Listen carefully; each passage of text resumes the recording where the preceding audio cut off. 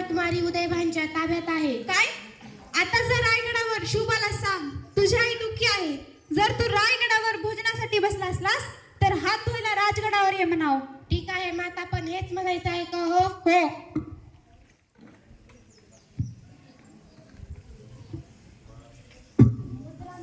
मुजरा, राजमातांनी आदेश दिला आहे, जर रायगडावर भोजनासाठी बसले असाल तर हात धुवायला राजगडावर यावे.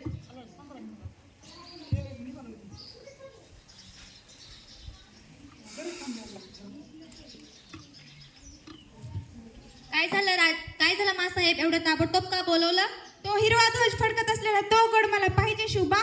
मासाहेब, आत्ताच वेळा सुटला आहे, आता लढाई करण्याची वेळ नाही. पण शिवबा कमाल कुमारी उदयभानच्या ताब्यात आहे. काय?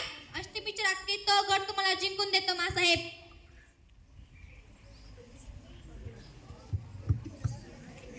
मुजरा राज मुजरा.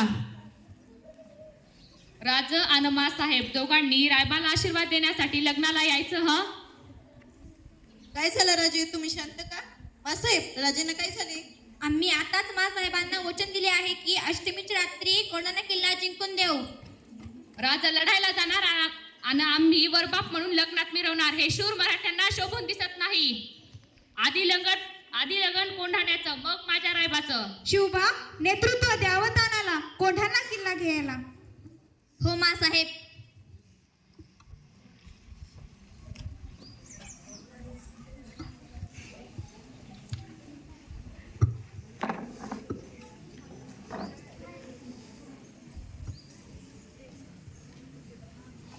युद्धाची वेशभूषा दे. काय झाले? आम्ही युद्धाला निघालो आहोत. आधी लगन कोंढाण्याचं, मग माझ्या रायबाचं. अहो, असं काय करता? उद्या मुलाचे लग्न आहे आणि तुम्ही लढायला निघालात. राजा लढायला जाणार आणि आम्ही वरबाप म्हणून लग्नात मिरवणार, हे शूर मराठ्यांना शोभून दिसत नाही.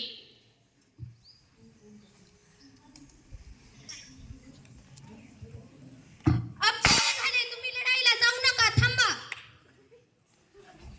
जोपर्यंत मी माघारी येत नाही तोपर्यंत तू कुंकू लावायचं नाही.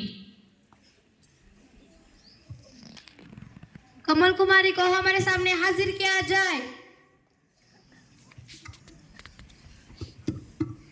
अब तुम्हें बचाने वाला कोई नहीं है. हा हा हा.